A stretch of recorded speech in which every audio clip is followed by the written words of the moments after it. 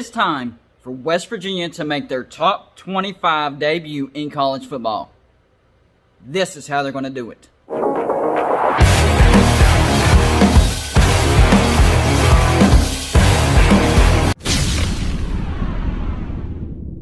What's going on, everybody? It's me again, Golden Blue Dude. And if you haven't already, go ahead, hit the like and subscribe button, whether you agree with me or disagree with me or want to trash talk me. Either way, you're going to like the channel. Full disclosure, if you're not a West Virginia fan, you might want to skip over this video because this is a West Virginia video. You're more than welcome to stick around though.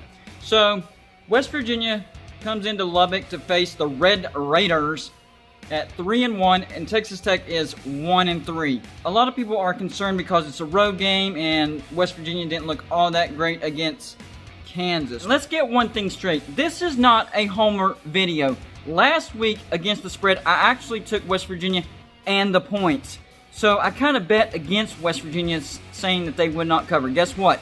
They didn't cover. So what I'm seeing in this game is West Virginia will beat Texas Tech. Well, I think this is actually a favorable matchup for West Virginia, and we don't have another bye week. Yeah, we've had 2 bye weeks in our first 4 games. So it's time to get on a roll, get some games under our belt, and I think this will be a great win for West Virginia. And here's why. First of all, let's talk about the quarterback comparison. Jarret Doege for West Virginia, he has been struggling. He's 95 for 148. That's 65%, 4 touchdowns and 3 interceptions. His main problem is holding the ball too long. If he would get rid of it, if a play breaks down or if he doesn't see anybody open, get rid of it. That's it. So the quarterback for Texas Tech, quarterback Henry Colombi, he's taken over for Alan Bowman. Alan Bowman has had a career of injuries. I kind of feel bad for the dude. Nevertheless, we have good old Henry. He's 40 out of 54, 74%, 359 yards, 3 touchdowns, and 1 interception. So his accuracy is actually pretty good. He's a transfer from Utah State. Texas Tech also has a decent running back in Cedric Thompson. He's had 56 carries for 282 yards, 5 yards a carry, and 4 touchdowns. But I think West Virginia definitely holds the edge in the rushing game. Leddie Brown, he is having a breakout year this year, just like I predicted.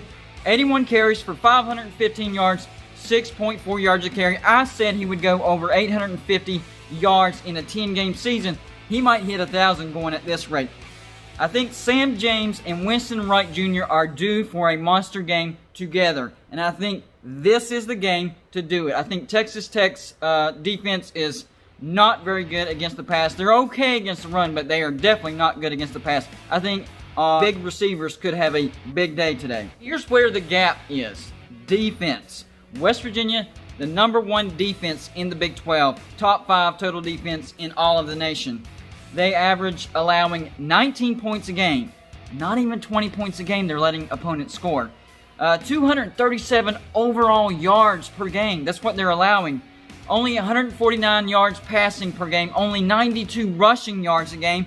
And they're only allowing the opponent to convert 26% of their third down conversions. All that is top 10, some of it top 5. They also have 16 sacks, 6 interceptions, and 8 pass deflections. West Virginia's defense will shut down Texas Tech. So what does our woeful offense have to go up against? Not anything to brag about. Texas Tech, they're allowing 39.5 points per game. West Virginia scores 33.5 points per game, so that actually favors West Virginia. They allow 499 yards a game. Trust me, West Virginia is going to put a lot of yards on Texas Tech. They allow 335 passing yards a game. Like I told you, this is where our passing game can get much better because Doege can get much more comfortable throwing against a bad defense. Get some reps in, get some confidence. I think this will be a big game for Jarret Doege. Against the run, Texas Tech allows 164 yards a game. Leddie Brown is going to have a monster game today. Possibly Alex Sinkfield. We might see what we saw against Eastern Kentucky and both of them go over 100. I definitely think Leddie Brown will.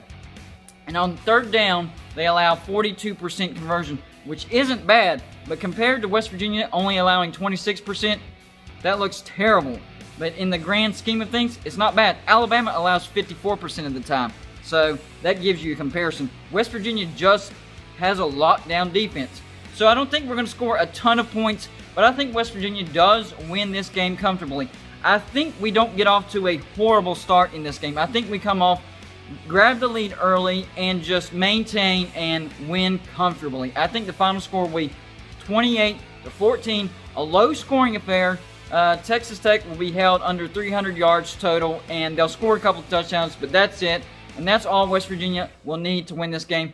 28-14, West Virginia with a big game against Texas Tech, and finally will debut in the top 25 on Sunday. That's all I got for you for this video. Like and subscribe if you haven't already, and I'll see you on my next video.